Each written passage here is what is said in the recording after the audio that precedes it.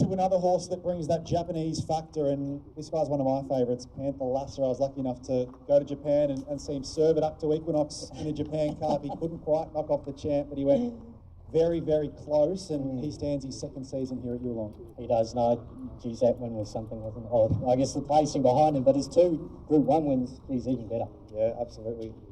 Here he comes out. Now, he hasn't been back from Japan too long. They get him a little bit later than some of these European counterparts, these Japanese shuttle sides, but he looks incredible. He looks exceptional. You know, he's again another son of Lord Kanaloa, a sire line we've got so much time for and we've really lent into. Now this colt, or the Stallion rather, he's out of a very nice Monju mare, a sire line that Australians can get behind. And obviously the deeds of what that Stallion's done in Australasia has been huge. Let's talk about his racing career.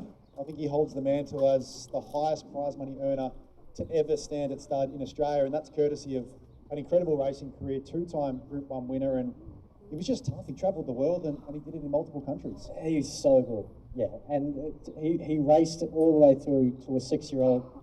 He trained on, obviously as an older horse, but the travel aspect that these stallions have to do to be performing at their highest level when they do get on and off a plane is tough. So that just shows that the mental capacity that he's got.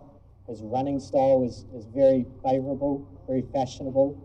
It's a winning, I guess, running style as well, which is go to the front. He's got huge lung capacity and he's got a great stride length.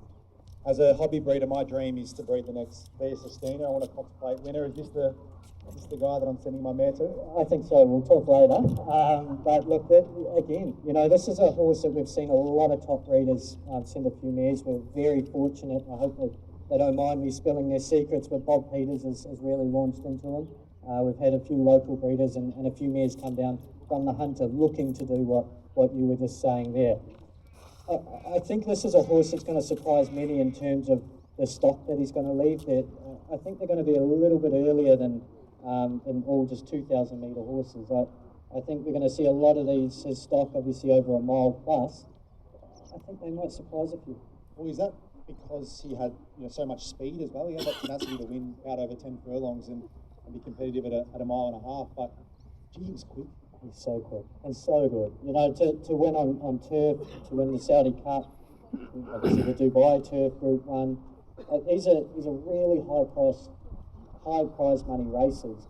And when you offer money of that ilk, as we've seen in Australia, the good horses turn up, and they turn up in droves. And this is a stallion that gave it to them. As we touched on, he nearly picked Equinox, which again, we would have seen a significant increase in service fee if that had happened. So the breeders are laughing there with that one. But no, his bold front running, it's incredibly sought after, whether that be for 2-year-olds, 3-year-olds, older horses. We've seen the deeds of Pride of Jenny do so well in that space. And look, we're very excited. We've had a handful of foals, 5 Panther Lassa at the farm already, and they're already turning eyes. And I guess the Group 1 winning mares that we've sent to him have been exceptional. Yeah, really exciting. He was a freak on the racetrack, and can't wait to see what he can do. As Harry mentioned, first foals on the ground this spring, and he's sure to prove popular again. We might send him back to his box as well once he's finished this lap of the catwalk. Yeah, but yeah, really exciting horse.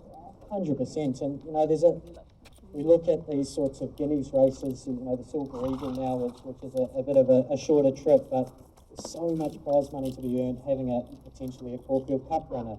We've seen, the Melbourne Cup get a prize money increase, the Derbies, Guineas, anything with that 3-year-old campaign. If you've got a very sharp, sound 3-year-old colt or filly in your stable, you're going to be well, I guess, gifted back.